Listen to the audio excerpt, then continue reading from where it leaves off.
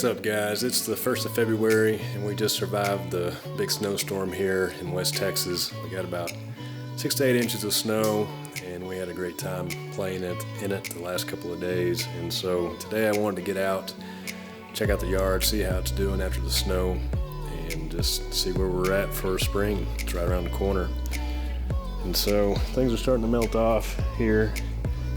And the old bent grass back here, it's doing pretty good for this time of year. It's not too bad. Usually this time of year is when I get real frustrated with it and want to just rip it all out and start over. But come springtime, we'll do a little bit of renovating and get it back in top shape again. It'll be really nice in the spring. And so we had a great time here with Mr. Snowman. Today is probably his last day. We really got to enjoy the mow while he was here though. But the thing that I'm most excited about this year is my putting green back here in the backyard. It's doing pretty good even after the snow.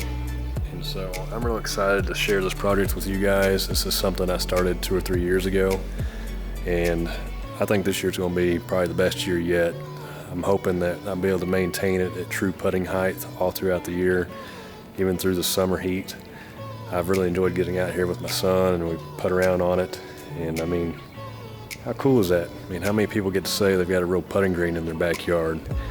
You know, Connor and Ryan, you guys have the cool season turf, the amazing stripes, but I've got the putting green. How cool is that?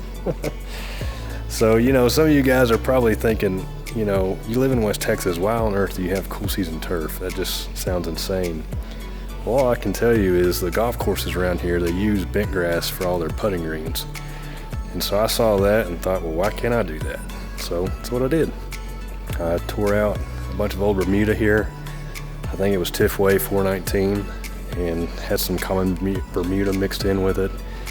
And it just wasn't doing well. It wasn't level. It was clumpy with poania, and that was before I knew how to treat poania.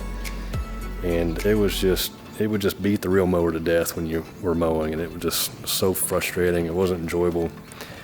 And so I decided to tear it all out, level it all, put the bent grass down, and it turned out, I think, really nice. We've enjoyed it. I enjoy mowing it. It's been pretty easy to maintain. I say easy. It took me a little while to figure out how to do it, but now that I know how, it's really simple to do. Even in the Texas heat, it's really not that bad, and it looks really, really great back here. And I really enjoy that it stays green all year round, too. And so back here, I've got Pure Select Creeping Bentgrass, and up front, I've got a hybrid Bermuda called Celebration Bermuda. And that stuff is really dense, it's really thick, the stuff is just great. I mean, that's what we dominate the neighborhood with out front. And I'm excited to share that with y'all in the spring. We'll get into more about how to maintain that one as well. And that stuff just looks awesome. And so, we've got a joke here in West Texas. You can see the sun beating down on me. But, you'll get a sunburn and frostbite all in the same day, and that's basically what we have going on here. Just last weekend, it was 70 degrees. We were thinking spring's right around the corner, and then just 2 days ago, we got 6 to 8 inches of snow. And so we had a great time in it, but now that everything's starting to melt off, it's time to start working on that lawn plan and getting ready for spring. And so today, I need to get my cutting unit put back together. I've got it completely tore apart. I ordered some new bearings for the reel, and so today I want to show you how to put it all back together. All right, so here it is. The reel's completely tore apart, and I mean completely tore apart. I've got the side plates broke down. I've got all the bearings pulled out. I've got the reel pulled out. So I want to go through this and show you guys what it is we want to check to make sure that our reel's in good shape. All right, so when I pulled this reel off, one of the first things I noticed is that the seal is wore out. It's rusted up and corroded, which I expected. It's gonna have a bunch of salt or corrosion on it from where it came from. But basically what this is a flat washer with a felt lining on it, and that's called a flocked seal. And what it does is it keeps debris and moisture away from your bearings. That way these don't get rusted up. And so, I don't know if you can hear this bearing or not, but some moisture or something, debris got inside of it, and so I decided to go ahead and replace them. But when I got this reel off, one other thing I want to check is to make sure it's in round and that it didn't need replaced, that it was still within its service limit. And so we look at the Toro book for a Flex 2100 mower like I have, this is an 11 blade reel, and it says a brand new reel diameter is 5.06 inches and the absolute service limit is 4.5 inches. And so the way you check that is you check the diameter with a set of calipers, and you just get out here on the end. So mine is 4.86. I'm going to check it in a couple of places here. 4.86 and 4.86. And so that's important to make sure it's round. I'm going to flip it around, check the other side.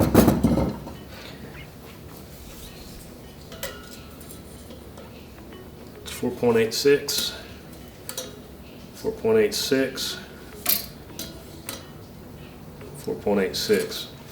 So the reason that's important is whenever you're adjusting your reel to bed knife, if you make these adjustments incorrectly here on the cutting unit, you can get your reel out of round, and you can do that really quickly if you really aren't paying attention to how you're adjusting that. And I'll show you more about that whenever we go to adjust the reel to bed knife and the tendencies I see on how you can really get this out of round if you're not careful. So after I got this reel off, I noticed that I had a lot of grass buildup on the back side of each blade. And so I took everything off, took the bearings off, took the pressure washer to it, got it all cleaned up.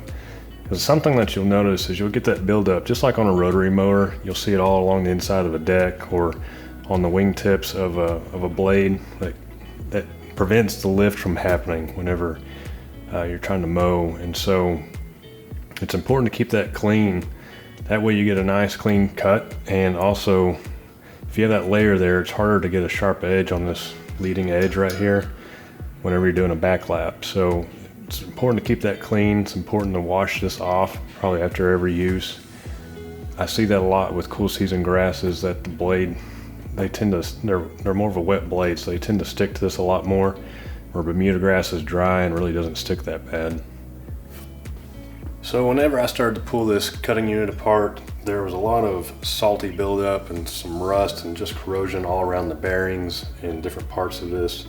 So what I did is I took some sandpaper inside each housing, cleaned out all the old salt, rust, got all the corrosion out of here so these are nice and smooth again. Because when you think about a bearing, it has a very fine amount of space to be able to fit inside of this housing.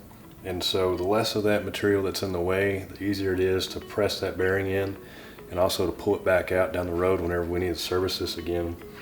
And so just a little something about pulling bearings out is I've seen a lot of guys out there that will take a blowtorch and they will heat that bearing up and just destroy it.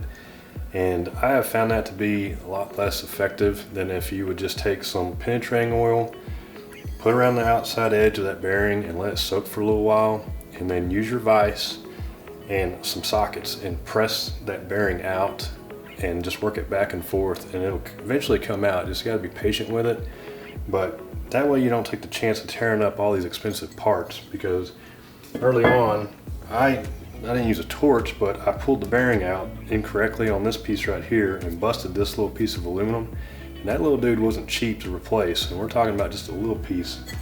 I'd hate to, replace one of these side plates. So just, unless it's just really stuck. I mean, I understand sometimes you're gonna have to heat that up, you're gonna have to pound it out of there, and you're gonna eventually have to replace it. But, there's a chance that you could not destroy the bearing and still reuse it. And the bearing may be in totally okay shape, it just may be stuck inside of the housing. So if you just take your time with it, you'll be able to get it out and you won't risk damaging any of the expensive parts.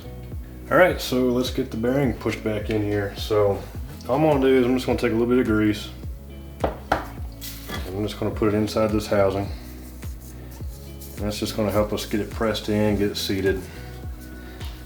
And it'll also help it come back out in the future and help keep water away from it. So just work that in there like that. And then brand new bearing here, set it inside. And so without any pressure, since we cleaned all that off, fits in there real nice. So if it didn't go in there real smooth, what I was going to do is if you take a socket and use the back side of it, not the front, okay? Use the back side of the socket, press it up against that bearing, and you can use your vise by holding that socket in the center and use the vise and crank in on it and just press it real gentle, and it'll work itself back in there real easy. You won't tear anything up if you use some sense and don't, you know, crush the plate, but it'll go in there real easy like that. All right, so let's do the other side. You're probably wondering why I have this zip tie here on this plate, and it's that way I would remember that this wave washer goes back on this side. And so what a wave washer is basically just like that, it's a wave. And so with compression and pressure, it you know, it flattens out like a regular washer, but it being shaped like that, it keeps constant tension against there. So what you have is you've got a bearing on each side of your reel with this wave washer on the outside. And so what it does is it helps keep pressure inward against your reel to keep everything centered and keep any kind of play from happening in between there. And so that's why that piece is important. So that part's going to go in first, but first I'm going to get some grease on here again. Just work it around.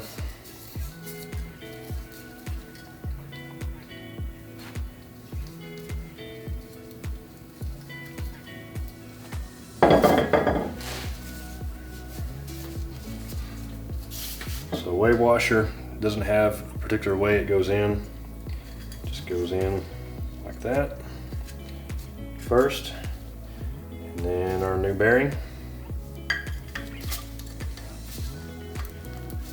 And press that in. So I'm not sure if you can see, maybe you can see that gap down in there. That's the wave washer. So if you can see, when I push in on it, it gives a little bit.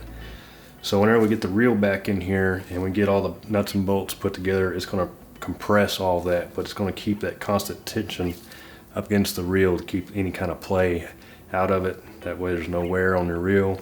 Everything runs absolutely perfectly smooth all the time. All right, so I need to get one of the side plates put back onto this bed bar assembly before we can get the reel put back in. And it's a good idea to take some Loctite on the nuts and bolts on basically anything on here, and use the blue Loctite, not the red one. That way you can get these off later. So it doesn't take a lot, just put a little bit there on the threads. And I'm actually going to leave this kind of loose for right now, and we're going to come back with a torque wrench and set it to the proper torque setting that Toro recommends. So just put a little bit here on the threads. Doesn't take a lot here. So I'm going to leave some space in there because there's a bed bar bolt, and this thing's a little more unique. This bed bar assembly is what pivots on this bolt here as you make the adjustments to your reel and bed knife. That's the key piece that Toro came up with on how to adjust this thing. So what's unique about this is you've got a steel washer and a nylon washer, and those need to go back on exactly the same way they came off, because what it does is it keeps the steel and aluminum away from each other. That way it doesn't cause any trouble for you. So I'm just going to work this in here. And what's unique about this little pivot bolt is it is actually a 12-point socket, where most of yours are 6-point.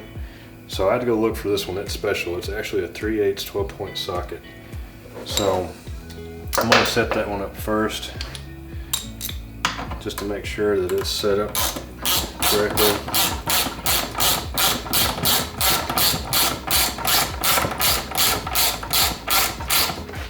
Okay. So, you know, a lot of times you'll take, you know, a socket and just crank it down, and it's probably good enough. I get it, but I think it's a good idea to use a torque wrench on all this stuff, because you got to remember this is all an aluminum plate. You don't want to strip it out. You don't want to break anything. You don't want to use like a Milwaukee impact wrench or anything like that. A lot of times I'll use those kind of things to like take things apart. It makes real quick work of that, but you don't want to over tighten these things. And so according to the book, it says to set these to 240 inch-pounds, and that comes out to 20 foot-pounds. So that's what I have here. So we're going to go ahead and set each one of these for that. And if you've never used a torque wrench, what you're going to hear is a click whenever you get it set to the proper torque setting, just like that.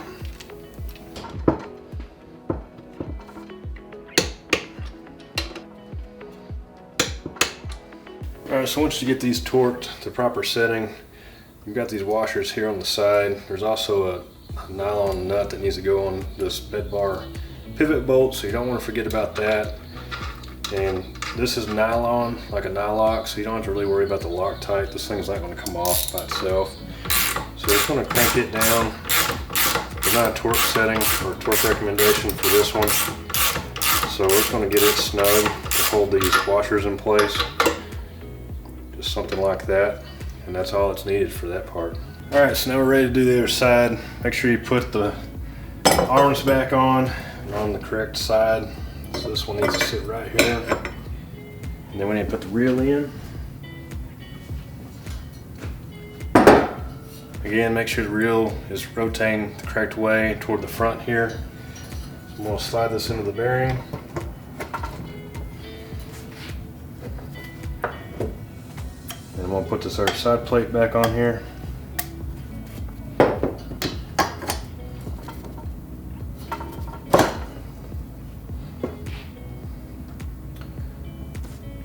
Again, a little bit of Loctite on the threads. There we go again. Don't forget to put the arm on. So put that arm on there. Loctite on the threads.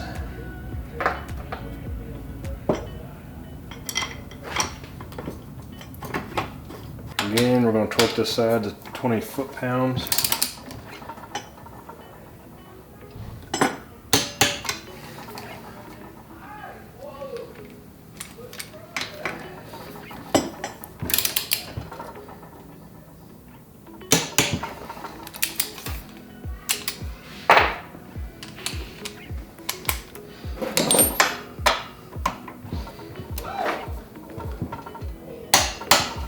He's excited about putting this reel together too.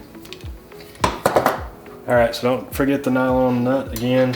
Holds the bed bar pivot bolt on there. No Loctite on it. I'm just going to tighten it up by hand here.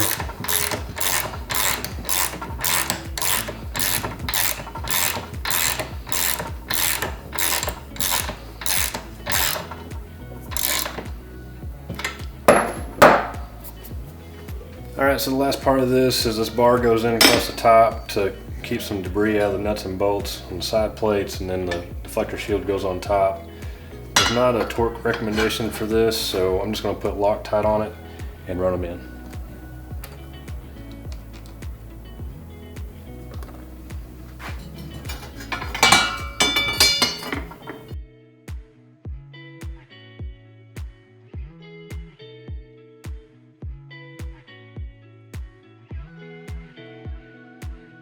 So I remembered that on the housings of the traction unit, when you're putting the aluminum together, it calls for 90 inch-pounds. So I'm gonna go ahead and torque these here to 90 inch-pounds, because that ought to be secure enough that nothing's gonna come apart.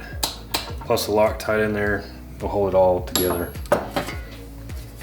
That way I just don't over tighten it. I don't want to strip out any of the aluminum threads.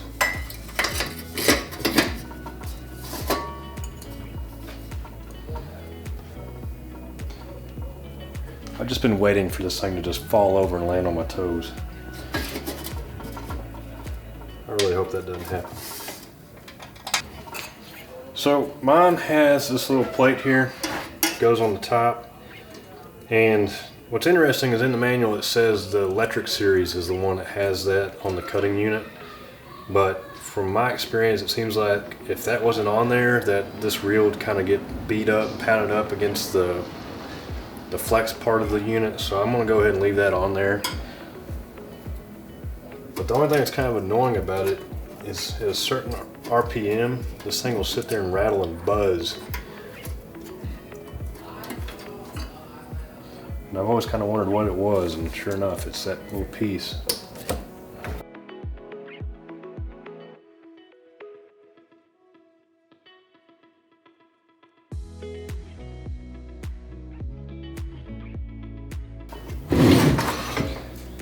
Alright guys, that's it. I think that's probably going to do it for this one. Still got to get the front and rear roller put on. Got to get the drive bolts put back in the reel. And we've got the drive system to put back together. And I've got a couple more parts I want to change out on that as well. So next time we'll get it put back on the mower and we'll finish this thing up. But thanks for watching. We'll see you guys in the next one. I forgot to put the arms on.